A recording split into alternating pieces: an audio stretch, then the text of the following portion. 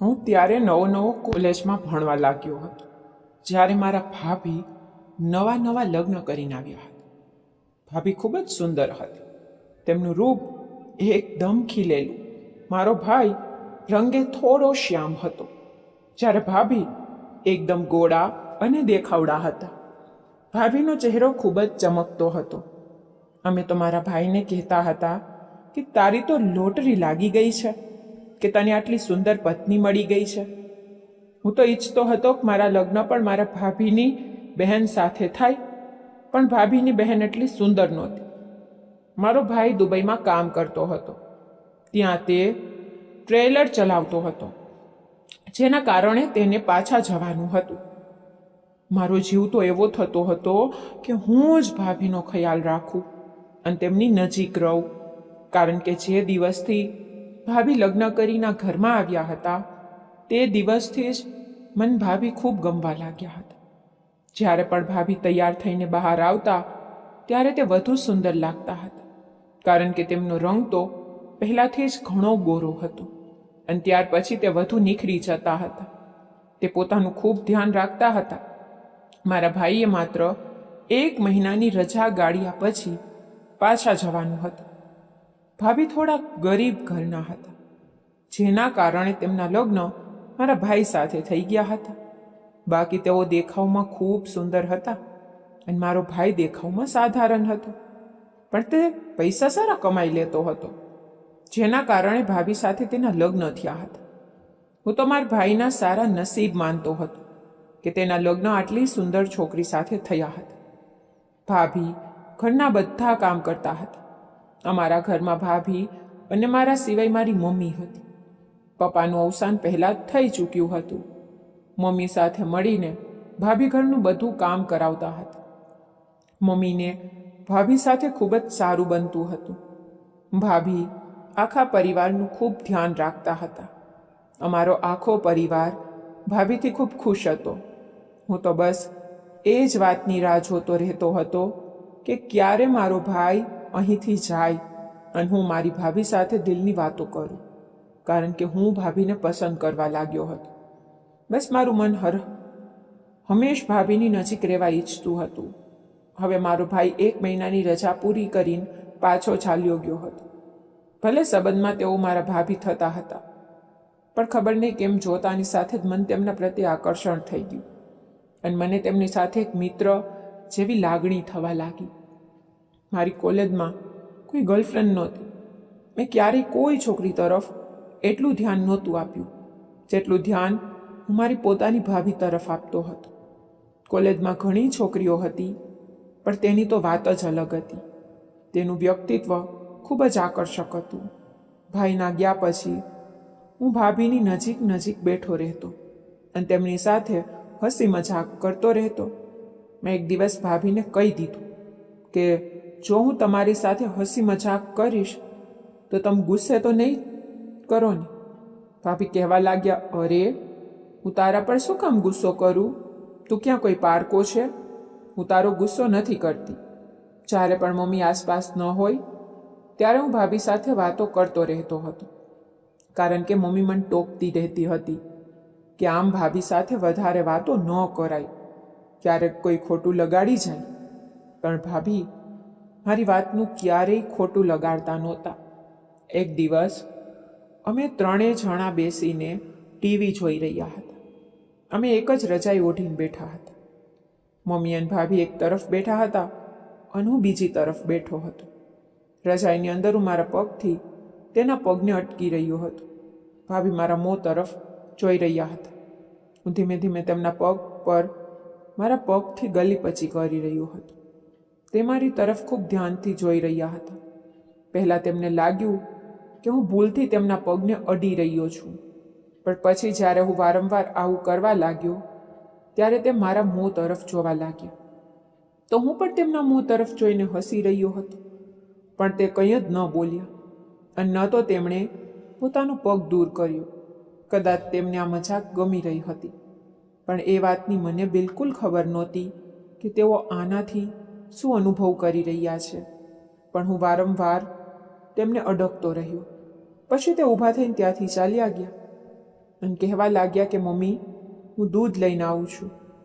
પણ તે અમારા ત્રણેય માટે દૂધ લઈને આવ્યા અને પછી ખુરશી પર જ બેસી ગયા. મમ્મી તેમને કહી રહી હતી કે ઠંડી બહુ છે, તું પણ રજાઈમાં આવી જા. તે કહેવા લાગ્યા, ના મમ્મી, કોઈ વાંધો નહીં, હું અહીં ઠીક છું, મને એટલી ઠંડી નથી લાગતી. તે ત્યાં બેસીને દૂધ પીવા લાગ્યા. દૂધ પીધા પછી તે પોતાના રૂમમાં જઈને સૂઈ ગયા. તેના ત્યાંથી ગયા પછી મારું મન ત્યાં બિલકુલ નહોતું લાગતું. મન થતું હતું કે જઈને તેના રૂમમાં બેસી જાઉં, પણ શું કરું? ડર બહુ લાગતો હતો, કારણ કે જે રીતે તે ત્યાંથી ઊભા થઈને ગયા હતા, મને પાક્કું લાગતું હતું કે તે મારી વાતનો ગુસ્સો કરી ગયા છે. પણ તેમ છતાં હું તેમને મળવા ઈચ્છતો હતો. બીજા દિવસે ભાભીએ મને કહ્યું કે રાત્રે તને શું થઈ ગયું હતું? તું મારા પગ પર ગલી પછી કેમ કરતો હતો? મેં કહ્યું, ભાભી, સમજદાર માટે તો ઈશારો જ કાફી હોય છે ને. હવે હું મારા મોંથી આ વાતો બોલીને તમને ન સમજાવી શકું. તે હસવા લાગ્યા અને કહેવા લાગ્યા, જા ગાંડા. મેં કહ્યું, તમે મારી વાતનો ગુસ્સો તો નથી કર્યો ને? તે મને કહેવા લાગ્યા કે તું આ વાત કેટલી વાર પૂછીશ? તે પહેલાં પણ મને આ વાત કહી દીધી હતી કે મારી વાતનો ગુસ્સો તો નથી કરતા ને. જ્યારે મેં તને એકવાર કહી દીધું કે હું તારી કોઈ વાતનો ગુસ્સો નથી કરતી, તો પછી તું કેમ વારંવાર પૂછે છે? મેં કહ્યું, તો ઠીક છે. પછી મેં સ્નેહપૂર્વક તેનો હાથ પકડ્યો અને કહ્યું, તમે ખૂબ સારા છો. તે મારી દરેક વાત પર હસવા લાગતા હતા. તેમનો સ્વભાવ ખૂબ જ સારો હતો. તે ખૂબ જ હસમુખા હતા. તે કોઈ વાતનો ગુસ્સો નહોતો કરતા. મેં તેમનો હાથ પકડ્યો હતો તો પણ તેમણે ગુસ્સો ન કર્યો. કદાચ તેમને મારો ઈશારો સારી રીતે સમજાતો નહોતો કે હું કઈ ભાવનાથી આ બધું કરી રહ્યો છું. તે સમજતા હતા કે હું હજી બાળક જેવો જ છું. તે દર વખતે મને કહેતા હતા કે છોકરીઓથી દૂર રહ્યો કર. આજકાલની છોકરીઓ બહુ છેતરે છે. કોલેજમાં તને જાત જાતની છોકરીઓ મળશે. મેં કહ્યું, મેં તો ક્યારેય કોઈ છોકરી તરફ આંખ ઉપાડીને પણ નથી જોયું. તે કહેવા લાગ્યા, તો ખૂબ સારી વાત છે. તું તો બહુ ડાયો છોકરો છે. તું ધ્યાનથી તારો અભ્યાસ પૂરો કર અને ભણી ગણીને તાર ભાઈ પાસે ચાલ્યો જા. જો તારો ભાઈ ત્યાં વાહન ચલાવીને કેટલા પૈસા કમાય છે, ત્યાં જઈને તું પણ આટલા જ પૈસા કમાજે. સાથે જ તારો ભાઈ કહેતો હતો કે ત્યાંથી કેનેડા જવાનું જલ્દી થઈ જાય છે, કારણ કે તારા ભાઈએ ત્યાંનું ડ્રાઇવિંગ લાયસન્સ પણ લઈ લીધું છે. હવે તારો ભાઈ કહેતો હતો કે આપણે તો કેનેડા જ ચાલ્યા જઈશું. તું પણ એટલી મહેનત કર જેથી તું પણ અમારી પાછળ પાછળ કેનેડા આવી જાય. મેં કહ્યું, ઠીક છે ભાભી, જેવી તમારી ઈચ્છા, તમારો હુકમ. આંખો પર તે ફરીથી હસવા લાગ્યા અને કહેવા લાગ્યા કે વાતો તો તું બહુ મોટી મોટી કરે છે. ખબર નહીં તારી વાતોમાં દમ છે પણ ખરો કે તું એમ જ વાતો કરતો રહે છે. મેં કહ્યું, એકવાર અજમાવીને તો જુઓ. ક્ષમતા તો મારામાં બહુ છે, બસ તમે નથી અજમાવી.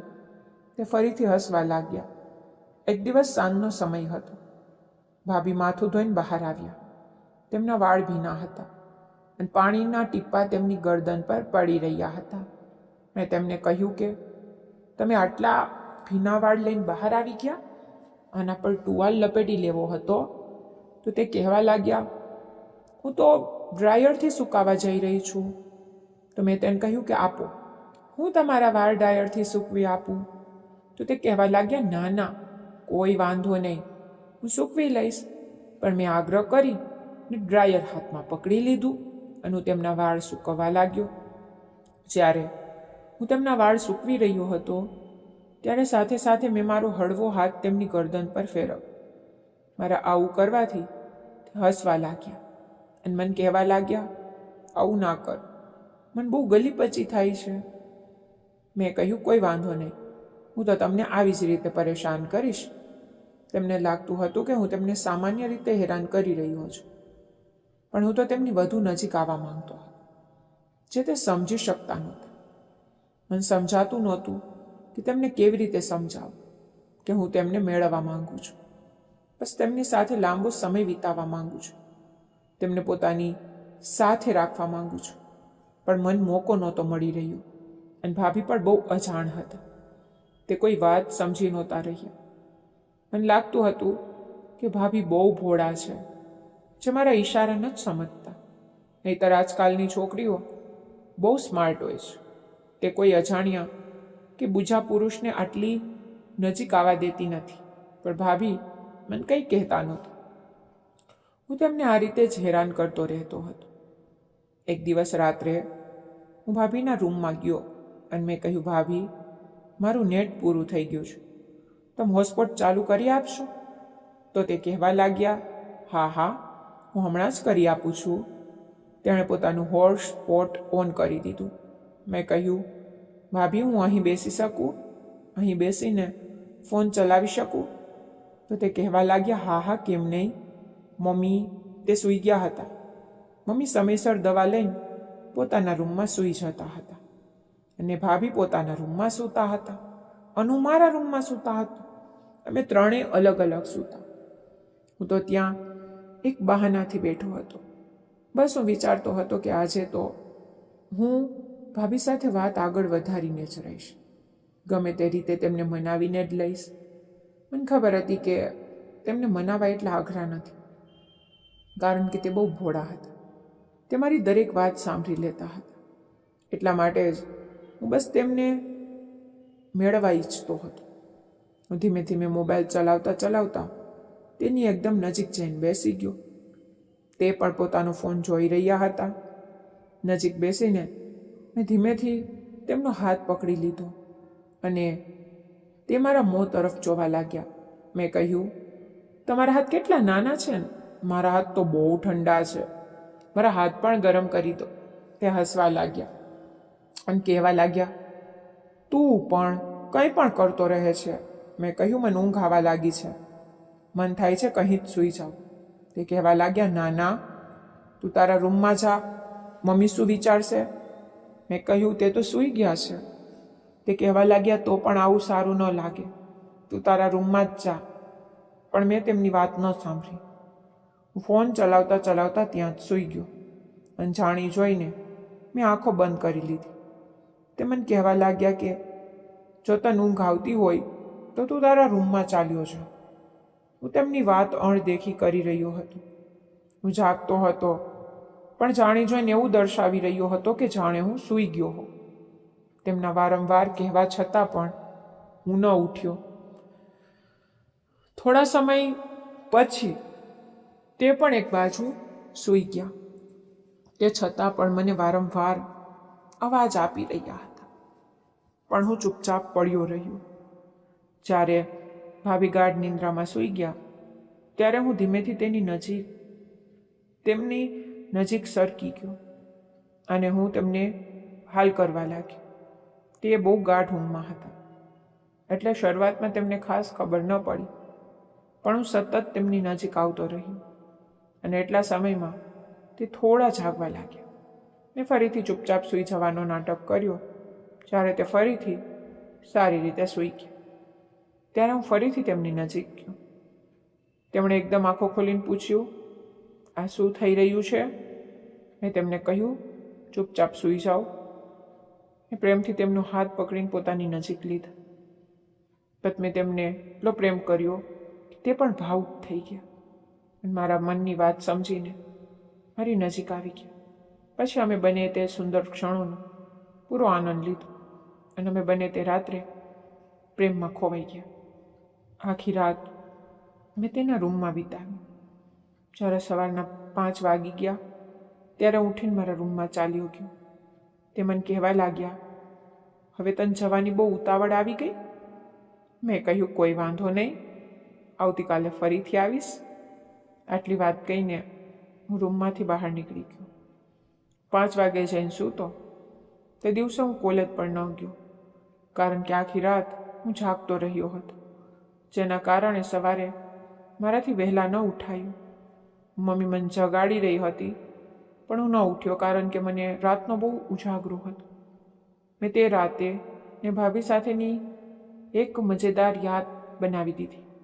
બીજા દિવસે જ્યારે સવારના 11 વાગી ગયા ત્યારે હું જાગ્યો. તો મેં જોયું કે તે આંગણામાં કામ કરી રહ્યા હતા. જ્યારે હું ઉઠીને બહાર ગયો તો તે મને કહેવા લાગ્યા, ઉઠી ગયા જનાબ. તે સમયે મમ્મી ઘરે નહોતા. મમ્મી બહારના ઘરે ભેંસોના નીર નાખવા ગયા હતા, કારણ કે હું વહેલો નહોતો ઉઠ્યો. મેં કહ્યું, ક્યારે 11 વાગી ગયા? મને તો ખબર જ ન પડી. મેં તેમને કહ્યું કે જલ્દી જલ્દી મારા માટે ચા બનાવી દો, મારે કોલેજ જવું છે. તે મારો હાથ પકડીને અંદર લઈ ગયા અને કહેવા લાગ્યા, ક્યાંય નથી જવાનું.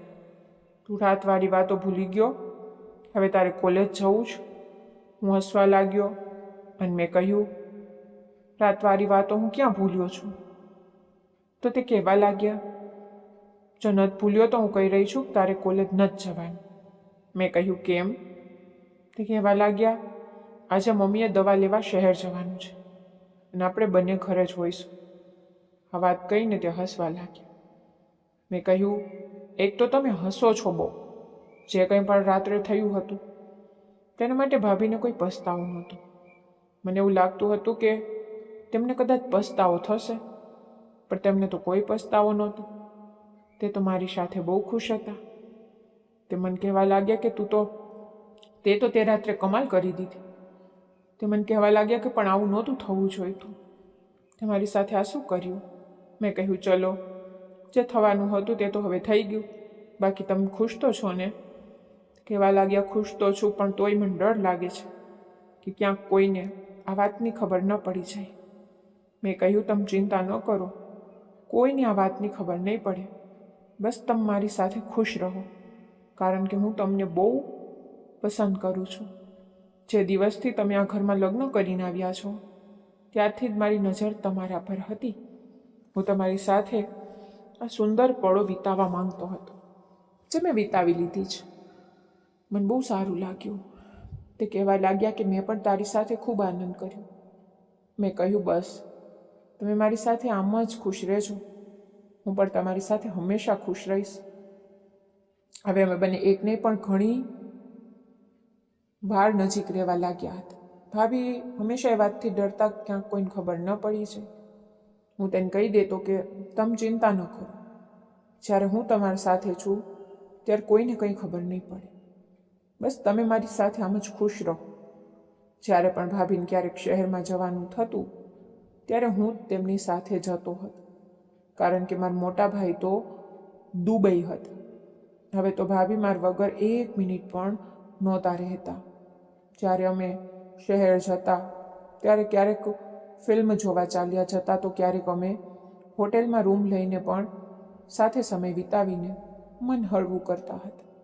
આ રીતે અમારો સમય ચાલતો રહ્યો. હું હજુ કોલેજમાં ભણતો હતો ત્યાં જ મને એક લગ્નનું માંગવું આવ્યું.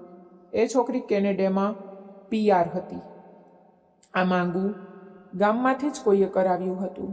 છોકરી ઈચ્છતી હતી કે છોકરો દેખાવડો હોય અને કોઈ વ્યસન ન કરતો હોય. છોકરીની બીજી કોઈ માંગણી નહોતી. જ્યારે આ વાતની ભાભીને ખબર પડી ત્યારે ભાભી કહેવા લાગ્યા કે હું તારા લગ્ન નહીં થવા દઉં, કારણ કે ભાભી કહેતા હતા કે હવે હું તારા વગર નથી રહી શકતી. ભાભીને મારી સાથે પ્રેમ થઈ ગયો હતો. ભાઈના જ્ઞાને તો 2-3 વર્ષ થઈ ગયા. તેઓ તો એક વાર પણ આંટો મારવા નહોતા આવ્યા.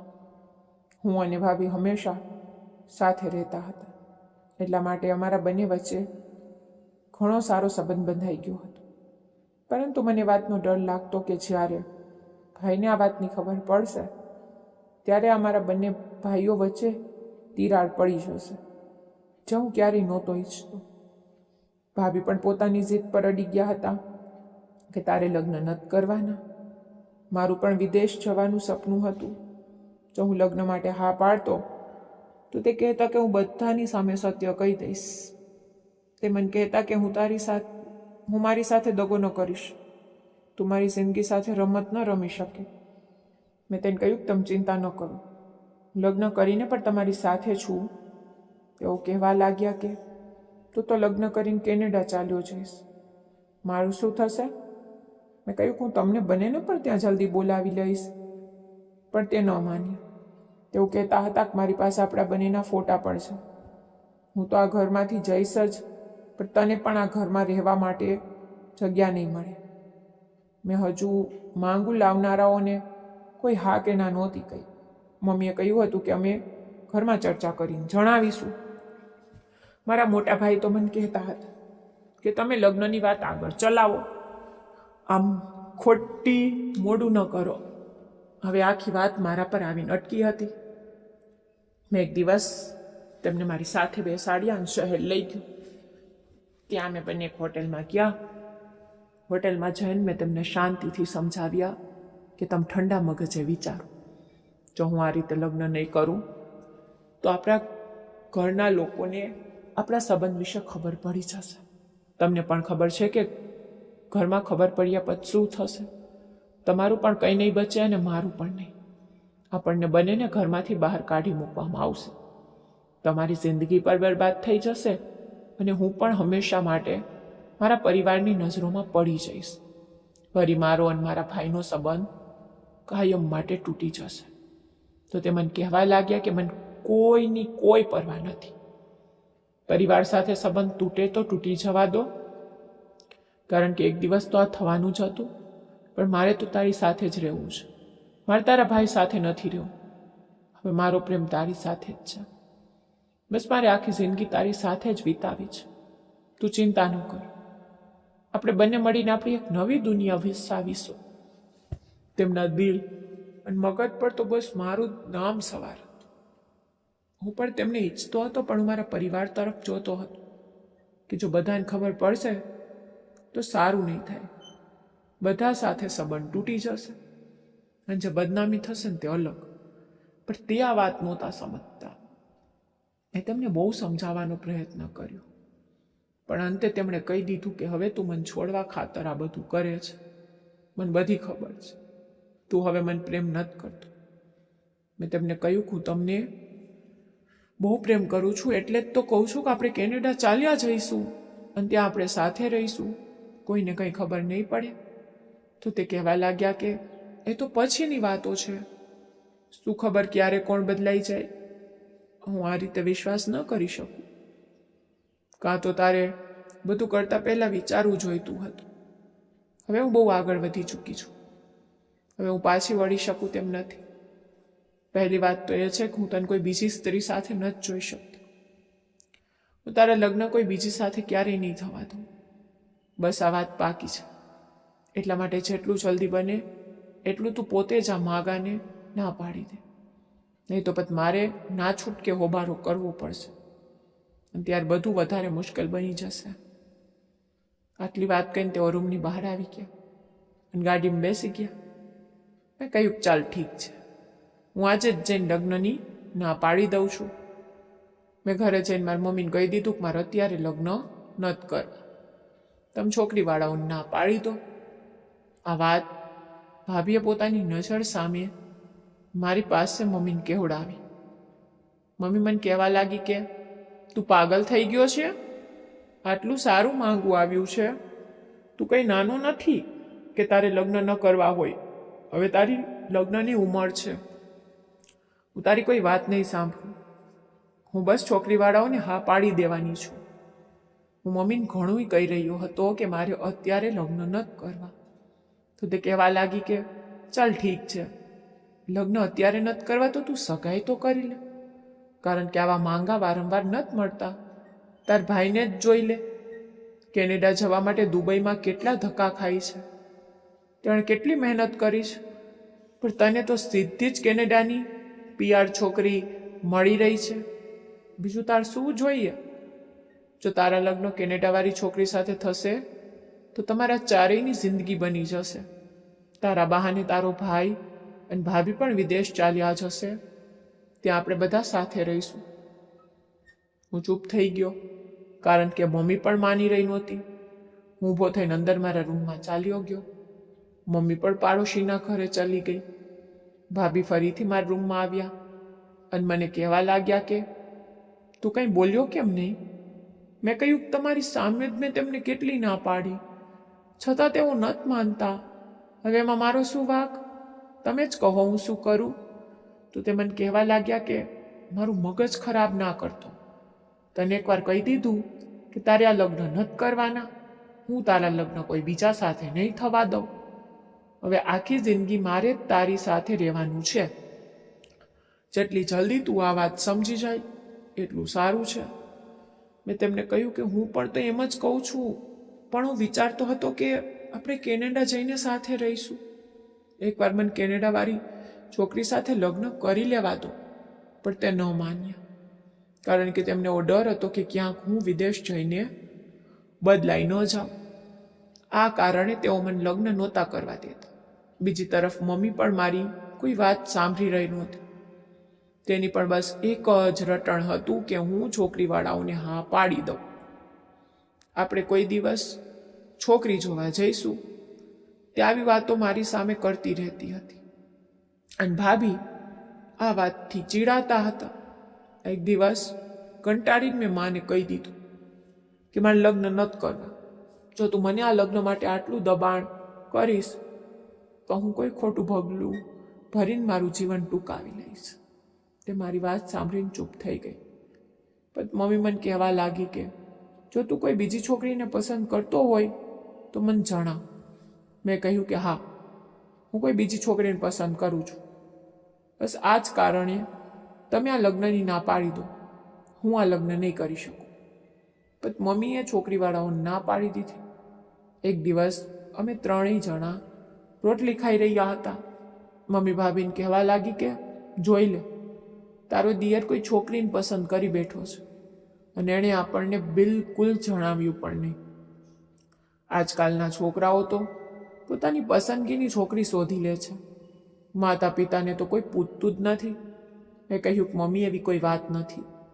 મમ્મી કહેવા લાગ્યા, જો તને કોઈ છોકરી પસંદ હતી તો તે અમને ક્યારેય કેમ ન જણાવ્યું? ભાભી મારા મોં સામે બહુ અકરામણથી જોઈ રહ્યા હતા. તેમને લાગ્યું હતું કે મમ્મી સાચે જ કોઈ છોકરીની વાત કરી રહી છે. પણ મેં તો મમ્મીને બસ એક બહાનું બતાવ્યું હતું. બસ આ જ રીતે મારું અને ભાભીનું મળવાનું ચાલતું રહેતું. એક દિવસ મારા મોટા ભાઈનો ફોન આવ્યો. તેમણે મને જણાવ્યું કે હું ઇન્ડિયા આવી રહ્યો છું. એક તો મારે કેનેડાની ફાઇલ મૂકવી છે અને બીજું તારા ભાભી સાથે લગ્ન પછી બહુ ઓછો સમય વિતાવ્યો છે. એટલે હવે હું ઈચ્છું છું કે અમે બંને ક્યાંક ફરવા જઈએ.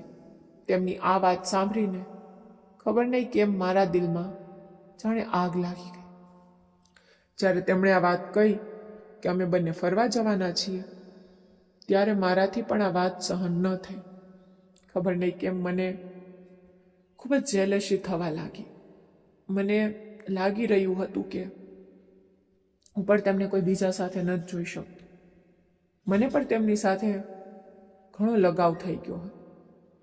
કારણ કે હવે આપણે માત્ર શારીરિક આકર્ષણ પૂરતો નહોતો રહી.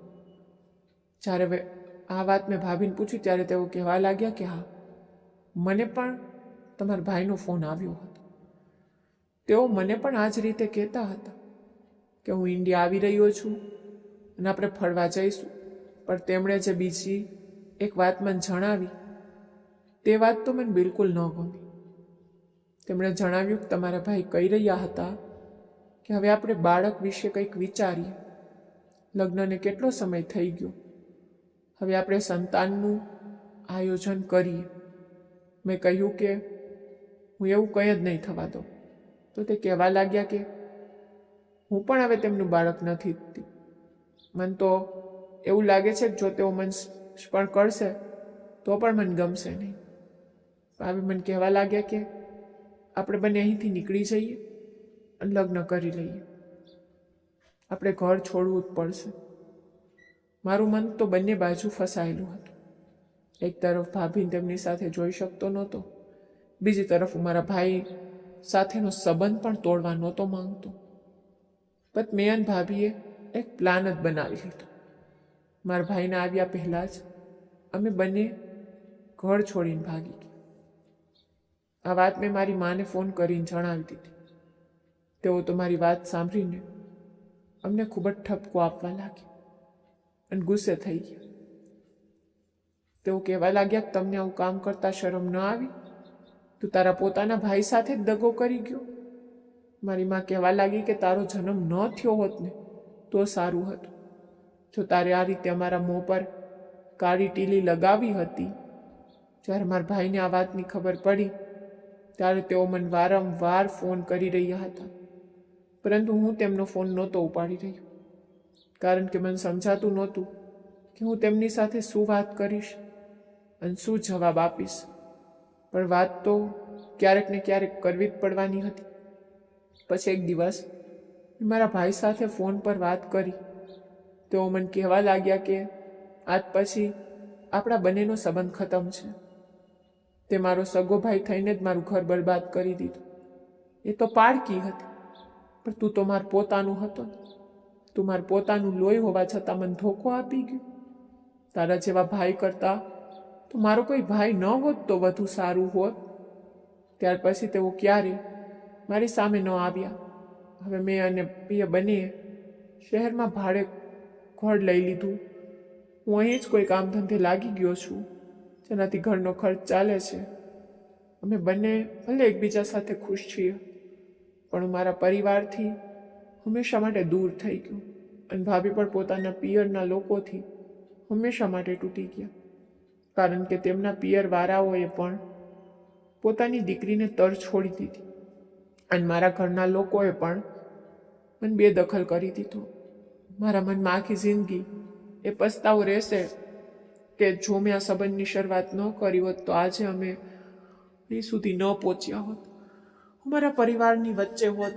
મેં મારા સંબંધો તો ખત્મ કરી જ નાખ્યા, સાથે જ મેં મારી ભાભીના પણ બધા સંબંધો તેમની પાસેથી તોડાવી નાખ્યા.